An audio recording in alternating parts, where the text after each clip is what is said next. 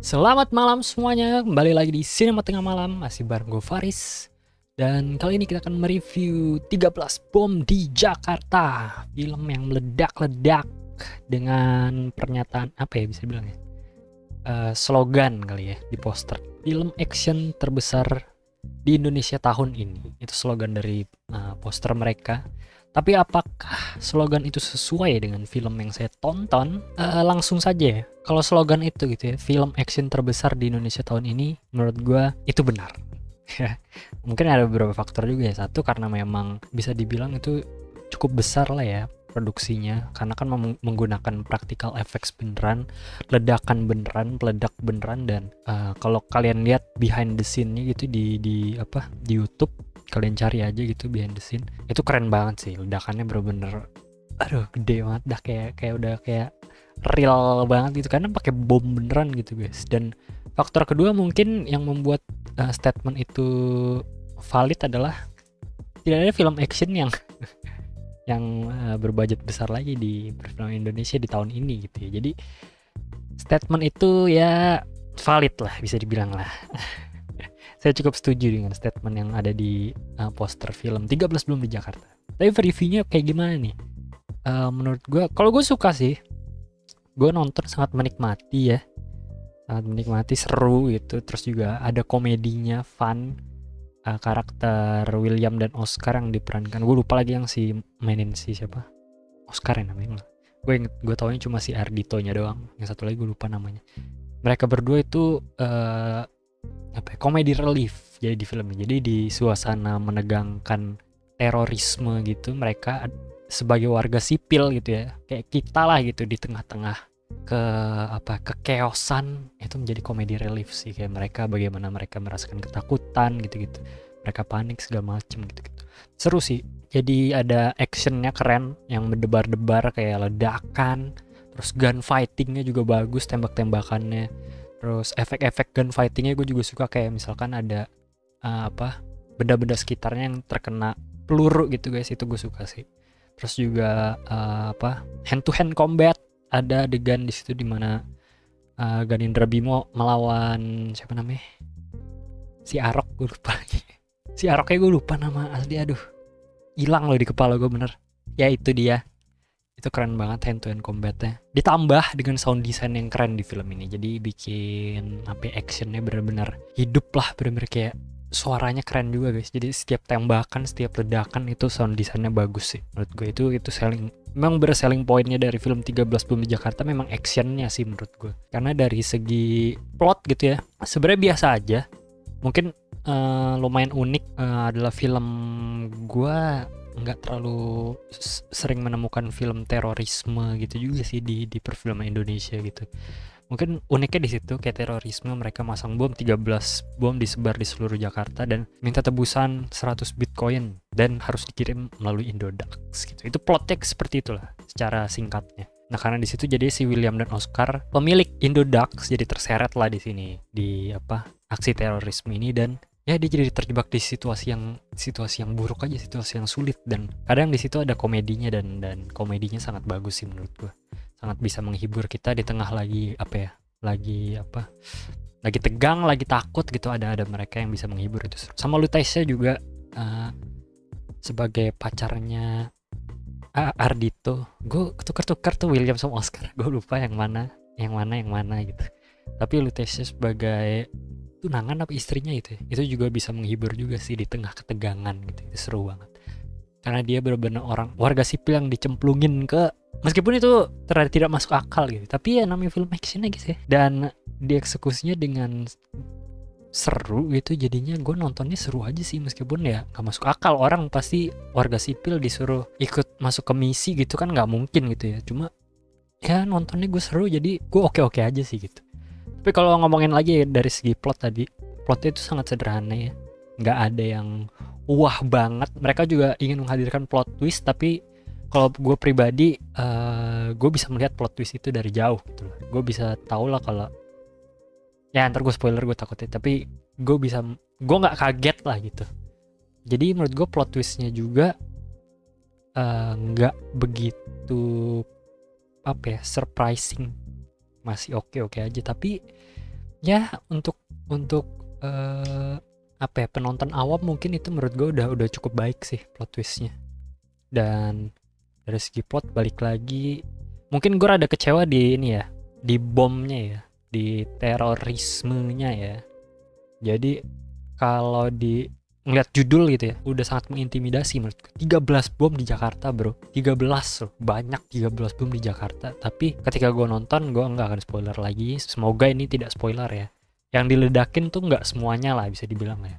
Jadi itu gue rada kayak kenapa harus 13 gitu ya, kenapa nggak, ya gue nggak tahu sih reasonnya kenapa mereka mengambil 13 secara pasti. Cuma kalau lu udah ngasih 13 bom, kenapa yang diledakin cuma beberapa gitu, kenapa nggak 13 itu dimanfaatkan untuk membuat plot yang grafiknya lebih naik turun lagi gitu, yang bikin kita lebih apa ya, lebih tidak bisa menebak alurnya akan seperti apa gitu, bomnya apakah akan meledak atau tidak gitu, karena yang diledakinnya cuma beberapa gitu. Itu sih, itu yang mungkin rada kecewanya di konsep 13 bomnya gitu ya. Terus salah satu problemnya lagi menurut gue adalah di karakter guys. Sebenarnya karakternya lumayan banyak ya. Kayak dari intelijennya itu ada lumayan banyak juga karakter di dalam markas intelijennya. Tapi menurut gue jadi karakternya tuh sebenarnya ada yang bagus juga tapi tidak konsisten. Jadi ada yang bagus, ada yang biasa aja, ada yang kurang, dan ada yang mengecewakan. Jadi ada karakternya banyak dan variasinya juga banyak gitu. Kalau yang bagus menurut gue adalah di intelijen tuh bagus-bagus karakternya menurut gue pribadi, semuanya bagus-bagus intelijen.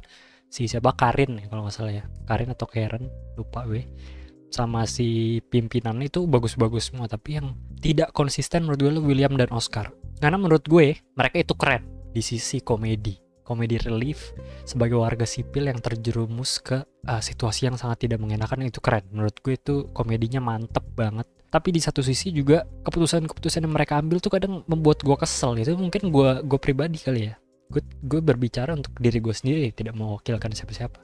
Gue pribadi kadang ngerasa kesel juga, mereka sebenarnya ada di situasi itu karena keputusan yang mereka ambil gitu, karena mereka bicara yang mereka seharusnya tidak bicara gitu. Jadi lu semakin dalam dan mengambil keputusan untuk terjerumus ke dalam aksi terorisme semakin dalam itu karena dia sendiri sebenarnya. Coba kalau dia nurut aja sama intelijen gitu, nggak akan dia di situasi gitu sih mungkin ya. Itu mungkin jadi karakternya kayak apa ya, love hate lah gitu, love hate gue karakternya dia. Ada yang gue suka tapi ada yang gue gak suka. Dan kalau yang karakter mengecewakan menurut gue adalah si Arok ini villain utamanya ya. Jadi dia kayak pemimpin ininya lah, pemimpin teroris, grup terorisnya gitulah ya. Dia itu siapa digambarkannya, si Rio Dewanto guys, aduh baru nongol di kepala, Rio Dewanto sebagai Arok ya.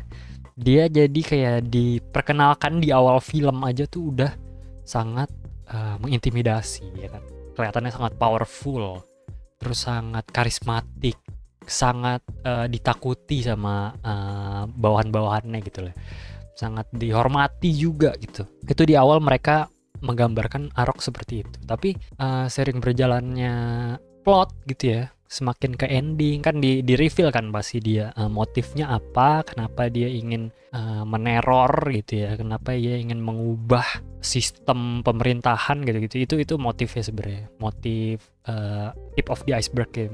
Akan lebih dalam lagi dieksplor di filmnya. Tapi ketika dieksplor justru malah karakter Arok itu kehilangan karakteristik atau sosok-sosok yang digambarkan di awal tadi, kayak mengintimidasi, karismatik, itu semuanya hilang menurut gue ya guys. Ini menurut gue ya, balik lagi itu semua hilang gitu loh, semua. Jadi image-nya rusak gitu di ending. Karena ya kalian nonton sendiri lah karena apa. Karena menurut gue sebagai pimpinan tuh kayaknya harusnya dikasih karakter yang memiliki moral kompas yang bisa dibilang kayak gini lah pokoknya, kayak Joker di Dark Knight ya kan. Kita kayak ngeliat anjing Joker salah nih sebenarnya, tapi dia ada benernya juga ngomongnya. Tapi kalau di si Arok ini kok kayaknya dia salah semua nih.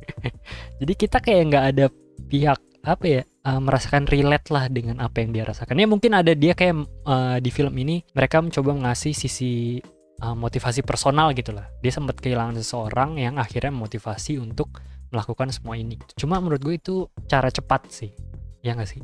Ya mungkin ya itu menurut gue.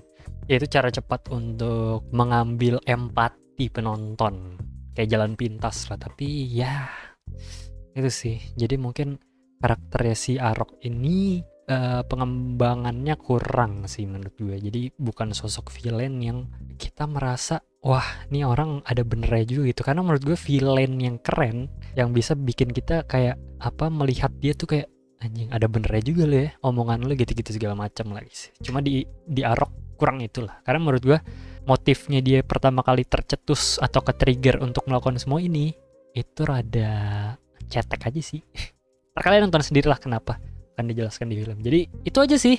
Dan mungkin satu lagi ya, scoring. Gue suka banget sama scoring di film ini bro, keren banget. Abel Huray kemarin, Huray, karena nggak sempat nonton kreditnya jadi gue search di Google, ternyata komposernya dia. Dan menurut gue keren banget sih. Lagi-lagi gue bandingkan dengan The Dark Knight ya, bukan karena filmnya setipe, tapi ada setipe dikit sih, ada terorisme dikit juga di Dark Knight. Cuma secara atmosfer mungkin lumayan mirip ya kan, karena grounded to reality, terus ada cat and mouse, kejar-kejaran segala macem, dan temanya tuh lumayan mirip menurut gue. Scoringnya kayak ada apa ya, semakin adegan yang menegangkan musiknya tuh semakin naik juga, jadi tensinya ke bawah juga gitu di musiknya. Keren banget guys sumpah. Jadi gue suka banget sama scoringnya. Atmosfernya di film ini juga keren. Kalau segi sinematografi udah gak usah ditanya dah, Angga udah jago banget. Kalau disimpulkan ya, secara teknis film ini top banget sih menurut gue. Udah keren banget secara teknisnya, dari segi praktikal efek, kamera, sinematografi, sound, aduh best, ini one of the best. Tapi dari segi kayak plot, karakter, itu masih banyak yang bisa diimprove. Tapi tetap menurut gue worth it banget untuk ditonton, karena menurut gue belum ada film Indonesia yang film action Indonesia yang sedahsyat ini secara teknis. Oke? Jadi kalian harus nonton, wajib, karena ini salah satu batu loncatan perfilman action Indonesia untuk naik lagi. Karena nanti ketika kita sudah punya segala teknis ini, kita sudah menguasai ini, tinggal cari cerita yang perfect dan karakter yang perfect, akan jadi film yang sangat bagus sih. Jadi itu aja sih. Gua kasih nilai 3 dari 5 bintang, recommended dari gua.